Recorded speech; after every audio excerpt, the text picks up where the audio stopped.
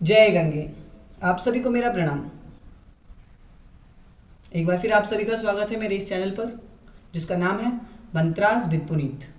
सबसे पहले तो आप सभी को श्रावण मास की हार्दिक शुभकामनाएं।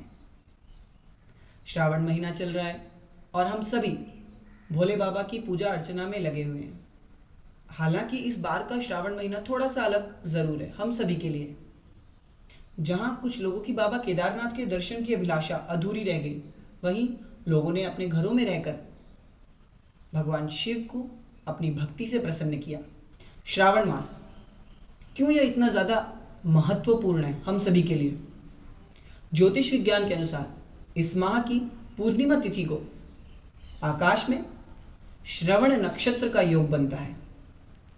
इस कारण भी इस महीने को श्रावण का महीना कहा जाता है। शास्त्रों की मान्यता के अनुसार माता पार्वती ने भोले बाबा को प्रसन्न करने के लिए इस पूरे महीने कठोर तप किया, जिसके फलस्वरूप भोले बाबा ने प्रसन्न होकर उन्हें अपनी अर्धांगिनी के रूप में स्वीकार किया। यही कारण है कि इस महीने भगवान शिव की कृपा से विवाह संबंधित सभी परेशानियां दूर हो जाती है और मन चाहे वर को प्राप्त करने के लिए कुंवारी युवतियां सोमवार को व्रत रखती हैं। दाम्पत्य जीवन में चल रही परेशानियों को दूर करने के लिए पति पत्नी परस्पर पूरे श्रावण पंचामृत से भगवान रुद्र का अभिषेक करते हैं और अपने जीवन को सार्थक करते हैं। Shravan month is considered as one of the holiest month in the year as per the Hindu calendar. The Shravan month is filled with auspicious festivals and events. It is best time to conduct all of the religious ceremonies, as almost all days in this month are auspicious for Shubharambha, for good start. The holy month of Sawan is dedicated to worshipping Lord Shiva for success, marriage and prosperity. People who are facing problems in their marital lives or those who are facing marriage delays can observe fasts on Mondays.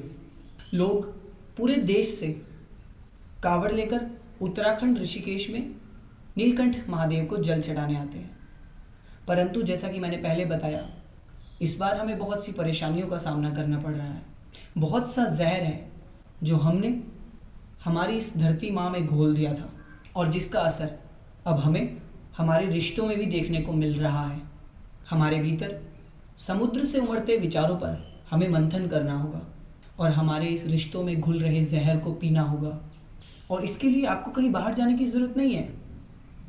आप अपने भीतर जाएं और ध्यान की शक्ति से अपने आप को बुद्ध और अपने विचारों को शुद्ध कीजिए और फिर कहीं बाहर से नहीं, आपके भीतर से अमृत निकलेगा और फिर आपके रिश्ते और ये समूची धरा एक बार फिर से जीवंत होकर झूम उठेगी और चारों ओर खुशहाली होगी।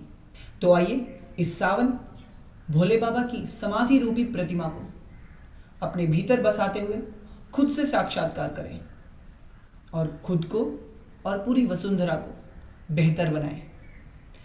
ओम नमः शिवाय। जय गंगे।